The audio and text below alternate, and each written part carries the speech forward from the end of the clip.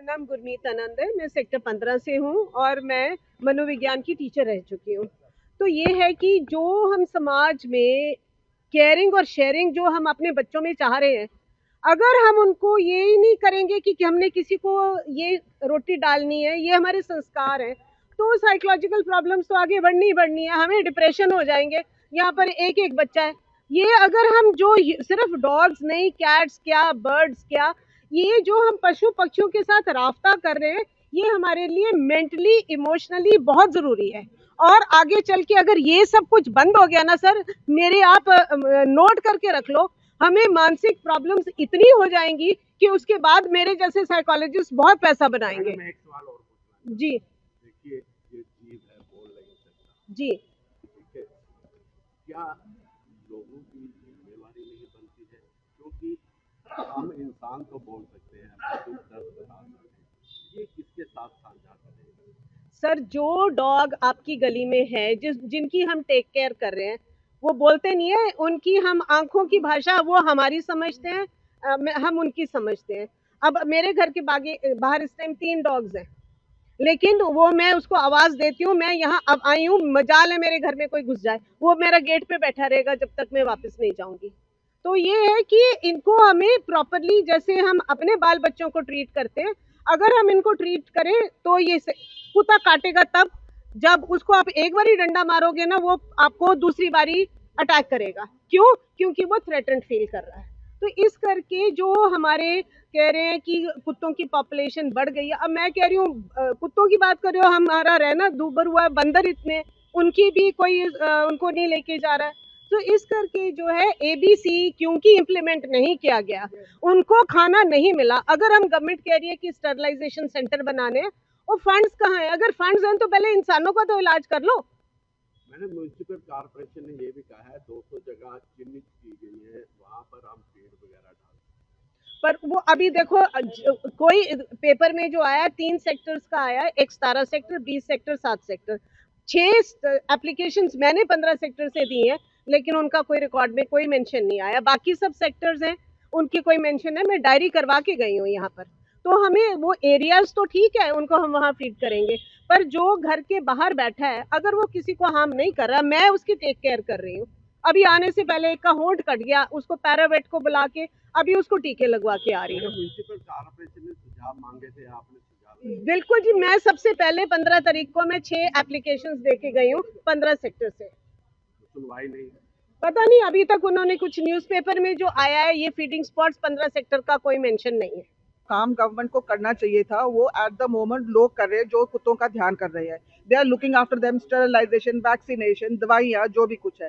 अगर कोई अभी कोई ऐसे वैर, क्योंकि बहुत सारे लोग हैं उनको कुत्ते पसंद नहीं है, तो दे वांट कि भी इनको हटाओ हटाओ, तो जाके आप कंप्लेन कर दो, भाग के गाड़ी आएगी या किसी की जान पहचान है और कुत्ता उठा लेगी। ये तो कोई तरीका ना हुआ। और जो सुप्रीम का ऑर्डर है उसके लिए जगह चाहिए तुम डॉग्स को भेजने के लिए, ना कि शरेआम आप कहाँ भेज रहे हो, कहाँ जा रहा है कुत्ता, कौन उसकी देखभाल कर रहा है। और जैसे इन्होंने कहा एसपीसीए और ये वाली जगह तो हमने बहुत देखी हुई है, यहाँ तो कुत्ता जाए तो बचेगा नहीं, अंडर नो सर्कमस्टांसेस, कोई मेथोडोलॉजी नहीं है वहाँ पर। इसी करके हम कह रहे हैं कि अगर आपको डायरेक्ट कुत्ता अग्रेसिव है, जैसे इन्होंने कहा, जिस एरिया में कुत्ता है लोग जानते हैं, अगर वो फीड कर रहे हैं तो खुद भी तो मरने के लिए कोई जा नहीं रहा ना कुत्ते के सामने, अग्रेसिव डॉग के सामने। सब देखभाल कर रहे हैं, इंजेक्शन लगवा रहे हैं, तो उसको इनकरेज किया जाए, ना कि डिस्करेज करके आप बस कुत्ते कहाँ लेके जा रहे हो। सबसे इंपॉर्टेंट है, जो भी कुत्तों को लुक आफ्टर करता है अपने बच्चों की तरह पैसे खर्च के, वो चाहेगा कि आप कहाँ लेके जा रहे हो कुत्ते, क्या कर रहे हो उनके साथ में, है ना। ये तो बनता है कि नहीं।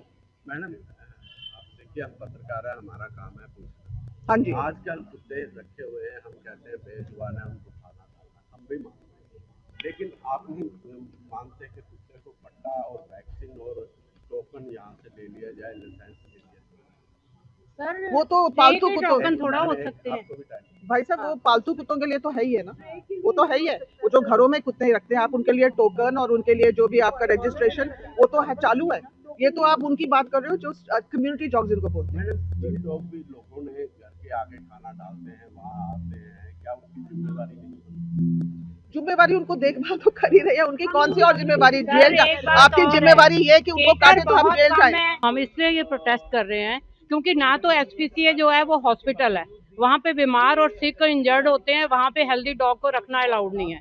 और जो एबीसी सेंटर में ले जा रहे हैं वहाँ पर, वहाँ पर वैसे ही ABC नहीं ठीक से हो रही है तो हमारे हेल्दी डॉग जो है वो मर जाएंगे। हाँ, ये मैं कहती हूँ, कोई कंप्लेन है हमें बताओ, किसी ने बाइट करा है, किसी को स्टरलाइज नहीं है तो हम उठाने देंगे। सब स्टरलाइज हैं, वैक्सीनेटेड हैं। हम डेली जो फीडर है उनका ध्यान रखते हैं कि पब्लिक को वो ना कुछ कहें कुछ करें। हमें भी पता होता कोई अग्रेसिव डॉग तो इनके हाथ ही नहीं आता, वो तो आता ही नहीं है। इनोसेंट डॉग हैं जो ब्लाइंड है, टू ओल्ड है, एक कदम भी नहीं चल सकते, उनको उठाया जाता है। मैडम ये ज्यादातर स्ट्रे डॉग्स को लेके जा रहे हैं ये या स्टे फिर नहीं, स्टे को ही ले जाते हैं और हम स्टे के साथ ही हैं। क्योंकि स्ट्रे को तो हाँ। आजकल जिस हिसाब से जो कानून बना है, क्या उसके खिलाफ आप यहाँ पर कोई रूल अभी नहीं हुआ फाइनल, कोई रूल नहीं हुआ। सुप्रीम कोर्ट ये कहता है कि पहले बनाओ, और सबसे पहले वो ये कहता है कि जो वैक्सीनेशन की था, जिनकी थी ड्यूटी, वो पूरी तरह से नहीं निभाई गई। दिल्ली में स्टरलाइज नहीं किए गए, पर चंडीगढ़ में तो हर सेक्टर में स्टरलाइज डॉग मिलेंगे।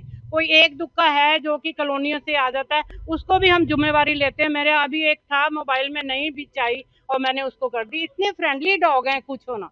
और जो अग्रेसिव होता है उसको हम पहले स्टरलाइज कराते हैं।